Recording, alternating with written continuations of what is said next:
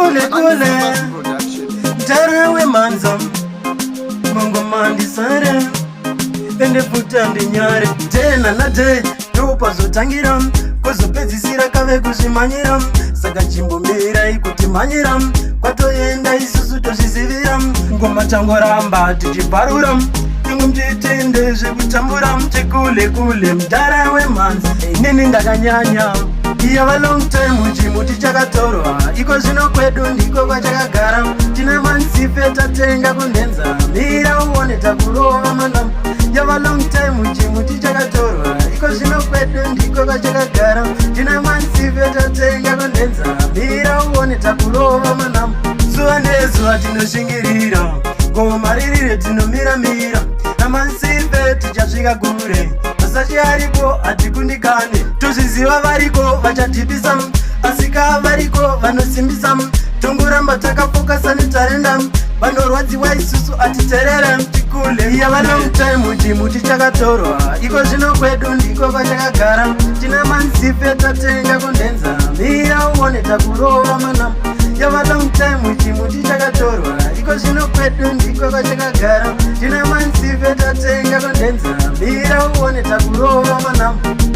Tena na te Tupa zotangira Kuzopedzisira kave kuzvimanyira Saka chimbo mira ikutimanyira Kwato yenda isusu toshizivira Ngoma changoramba tichiparura Mungu mchitinde zvikutambura Chikule kule mtarawe manza Nini ndakanyanya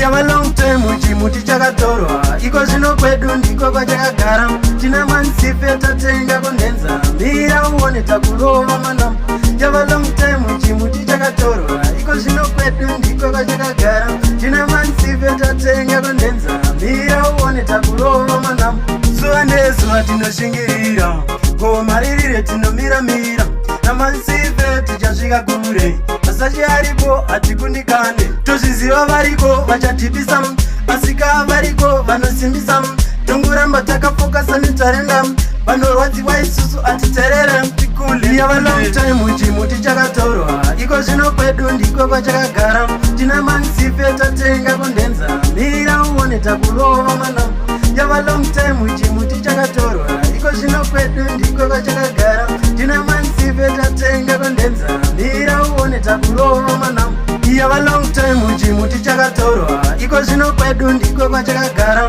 Tina mansife tatenga kundenza Mira uone takurova manam Yava long time chimuti chakatorwa Iko zvino kwedu ndiko kwachakagara Tina mansife tatenga kundenza Mira uone takurova manam